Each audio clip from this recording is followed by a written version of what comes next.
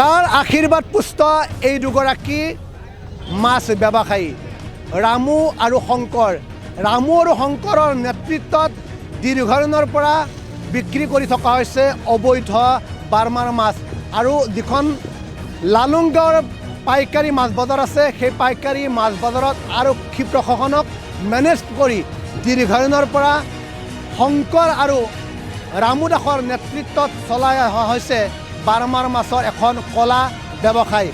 মই আজি উল্লেখ কৰিব বিচাৰিছোঁ, একমাত্ৰ প্ৰতিম্ব লাইফত ধাৰাবাহিকভাৱে বাতৰি সম্প্ৰচাৰ হোৱাৰ পিছতে যিগৰাকী মাছ ব্যৱসায়ী শংকৰ, সেইগৰাকী শংকৰ নামৰ মাছ ব্যৱসায়ীগৰাকী কিন্তু এই সময়ছোৱাত তেওঁ আত্মগোপন কৰিছে। তেওঁৰ যিগৰাকী পুত্ৰ শ্ৰীকান্তই চলাই আছে এতিয়া অবৈধভাৱে বাৰ্মাৰ মাছৰ ব্যৱসায়।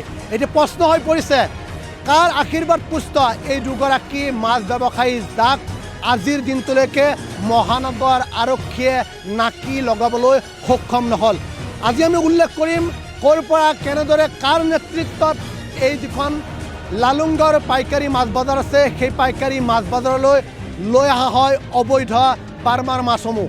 মণিপুৰৰ পৰা মনীষ আৰু গুপ্ত নামৰ যি দুগৰাকী মাছ ব্যৱসায়ী আছে, সেই দুগৰাকী মাছ ব্যৱসায়ীয়ে ট্ৰাক বাহনত বাৰ্মাৰ মাছ ভৰ্তি কৰি লৈ আহে। তাৰপিছত মহানগৰীৰ এটা পাৰ্কিঙত তেওঁলোকে লুকুৱাই ৰাখে সেই ট্ৰাক বাহনখন। তাৰপিছত সেই ট্ৰাক বাহনখনৰ পৰা যিগৰাকী সঞ্জয় নামৰ ব্যক্তি আছে, সেইগৰাকী সঞ্জয় নামৰ ব্যক্তিয়ে এখন অটো বাহনেৰে সেই বাৰ্মাৰ মাছৰ কাৰ্টনসমূহ লালুংগাঁৱৰ মাছ বজাৰলৈ লৈ আহে। তাৰপিছত সেই বাৰ্মাৰ মাছসমূহ এই দুগৰাকী ৰামু আৰু শংকৰৰ নেতৃত্বত এই লালুংগাঁৱৰ মাছ বজাৰত বিক্ৰী কৰি থকা হয়। তাৰপিছতো কিন্তু মহানগৰ আৰক্ষীয়ে সেই দুগৰাকী ব্যক্তিক বা মাছ ব্যৱসায়ী দুগৰাকীক কিন্তু আজিৰ দিনটোলৈকে নাকি লগাবলৈ সক্ষম নহ'ল। কাৰ আশীৰ্বাদ পুষ্ট এই দুগৰাকী ৰামু আৰু শংকৰ? মই প্ৰথমে দৃশ্যটো দেখুৱাবলৈ অনুৰোধ জনাইছোঁ। মোৰ সহযোগী দেৱৰাশীয়ে দেখুৱাব লালুংগাঁৱৰ যিখন পাইকাৰী মাছ বজাৰ, সেই মাছ বজাৰৰ দৃশ্যসমূহ আমি দেখুৱাই ল'বলৈ চেষ্টা কৰিম। আৰু যি দুগৰাকী ব্যক্তিৰ নেতৃত্বত অবৈধভাৱে দীৰ্ঘদিন ধৰি যি লালুংগাঁৱৰ মাছ বজাৰ আছে, সেই মাছ বজাৰত দীৰ্ঘদিনৰ পৰা বিক্ৰী কৰি থকা হৈছে এই বাৰ্মাৰ মাছসমূহ। তাৰপিছতো কিন্তু মহানগৰ আৰক্ষীয়ে এই দুগৰাকী ব্যক্তিক কিন্তু নাকি লগাবলৈ সক্ষম নহ'ল। পুনৰ উল্লেখ কৰিব লাগিব, মণিপুৰৰ পৰা মনীষ আৰু গুপ্ত নামৰ দুগৰাকী ব্যক্তিৰ নেতৃত্বত ট্ৰাক বাহনত লৈ অহা হয় সেই মাছসমূহ। তাৰপিছত গুৱাহাটী মহানগৰীৰ এটা পাৰ্কিঙত লুকুৱাই ৰখা হয়। তাৰপিছত এখন অটো বাহনেৰে সঞ্জয় নামৰ যিগৰাকী ব্যক্তি, সেইগৰাকী ব্যক্তিয়ে এই স্থানলৈ লৈ আহে সেই বাৰ্মাৰ মাছসমূহ। তাৰপিছত এই স্থানত কিন্তু বিক্ৰী কৰা হয় বাৰ্মাৰ মাছসমূহ। কিন্তু এতিয়া প্ৰশ্ন হৈ পৰিছে, কাৰ আশীৰ্বাদ পুষ্ট এই দুগৰাকী ৰামু আৰু শংকৰ?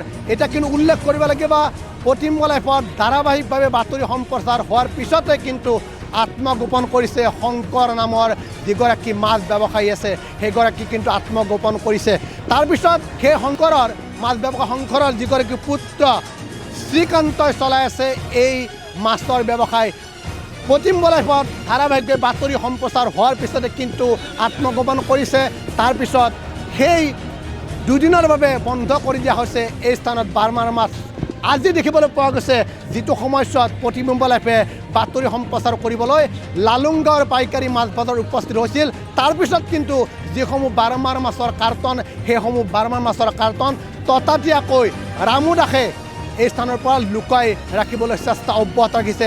আমাক বাতৰি সম্প্ৰচাৰ কৰিবলৈ বাধা প্ৰদান কৰাও পৰিলক্ষিত হৈছে। এতিয়া প্ৰশ্ন হৈ পৰিছে, কাৰ আশীৰ্বাদ পুষ্ট এই দুগৰাকী ব্যক্তি ৰামু আৰু শংকৰ, যাক আজিৰ দিনটোলৈকে মহানগৰ আৰক্ষীয়ে নাকি লগাবলৈ সক্ষম নহ'ল? এতিয়া প্ৰশ্ন হৈ পৰিছে, মই পুনৰ উল্লেখ কৰিব লাগিব, মণিপুৰৰ পৰা মনীষ আৰু গুপ্ত নামৰ দুগৰাকী ব্যক্তিৰ নেতৃত্বত ট্ৰাক বাহনত অবৈধভাৱে লৈ অহা হয় বাৰ্মাৰ মাছসমূহ।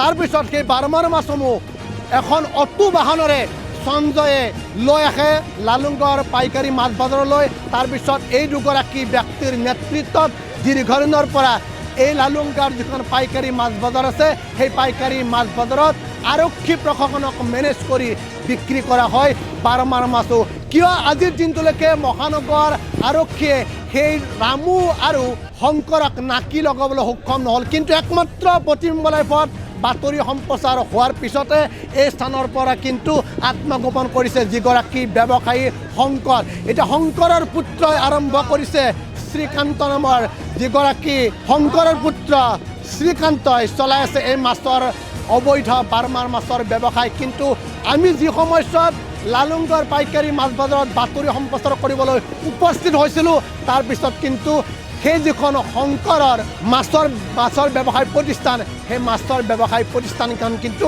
ততাতৈয়াকৈ বন্ধ কৰি দিয়া পৰিলক্ষিত হৈছিল আমি সেই শংকৰৰ যিখন মাছৰ পাইকাৰী বজাৰৰ যিখন তেওঁৰ ব্যৱসায় প্ৰতিষ্ঠান সেই ব্যৱসায় প্ৰতিষ্ঠানখনৰ দৃশ্যটো আমি দেখুৱাই ল'বলৈ চেষ্টা অব্যাহত ৰাখিম এতিয়া প্ৰশ্ন হৈ পৰিছে কাক কিমান টকাত মেনেজ কৰি ৰখা হৈছে এই দুগৰাকী ব্যক্তিয়ে মেনেজ কৰি ৰাখিছে আৰু আমি দেখুৱাম এই যিখন শংকৰৰ যিখন মাছ ব্যৱসায় প্ৰতিষ্ঠান সেই শংকৰৰ মাছ ব্যৱসায় প্ৰতিষ্ঠানখনৰ দৃশ্যটো আমি দেখুৱাই ল'বলৈ চেষ্টা অব্যাহত ৰাখিম এইখন হৈছে